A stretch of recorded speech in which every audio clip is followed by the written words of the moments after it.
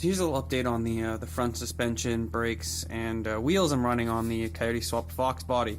What I did is I grabbed basically the front lower control arm and spindle, brake, everything off a 2002 V6, which I think has the same brakes as a GT of the era, but I'm not 100% sure. And I still wanted to run 15s because, you know, this is a Fox body and not a New Edge or SN95, which, you know, they look great with 17s, and they do look a little bit weird with 15s, but I'm not building one of those. I'm building a Fox body. So I got these. They're off a Grand Cherokee. They're a random aftermarket wheel that was put on, I think. They might be an OEM one, but I'm not a Jeep guy. The hub bore is slightly oversized on the wheel for what I'm using, but I'll probably get a little plastic centering ring made up, and I'll have no problems getting these on and off nicely.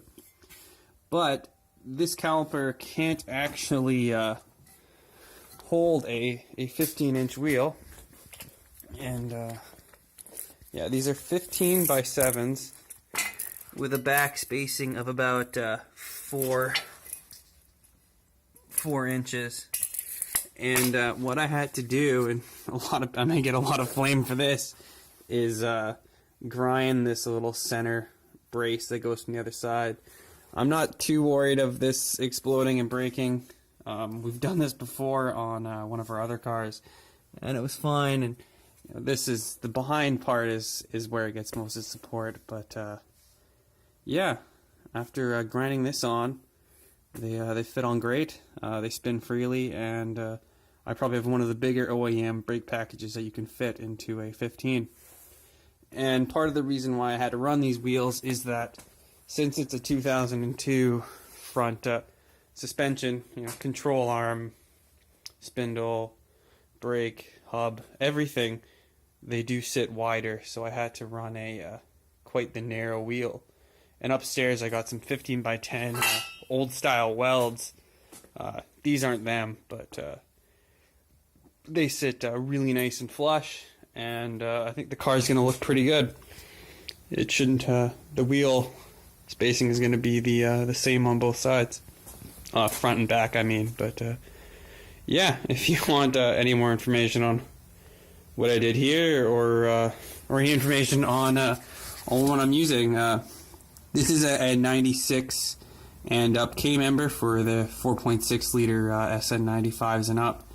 I decided to go with this style because, one, I'm using these brakes and spindle, and this spindle, it's we'll go to the front side here, but it has it's straight across, and I think the SN95 earlier ones, this is spaced up, and with this K member I would never get the steering rack at the proper angle, and I didn't want to have any bump steer issues, so I went with the 96 one, which has a lower steering rack mount.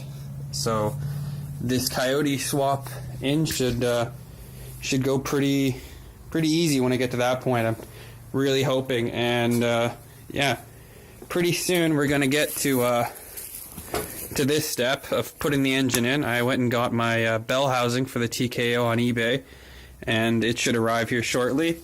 And I bought another set of OEM headers that I could modify to fit, and I can take the oil pan off this and make sure the engine's still fine, and then we can swap her in. So yeah, I'm pretty excited. I won't be using the T45 there anymore, and I'll be using a nice TKO, and hopefully I'll have a drivetrain that will take the power, and I can just redline the piss out of it all the time. So yeah, if you have any tips or info or anything you want to know, feel free to message down below, and we try to get to it. We'll have some other videos coming up on minis, and I'll try to put something together that's kind of fun for the supercharger stuff. So yeah, alright, talk to you guys later, bye.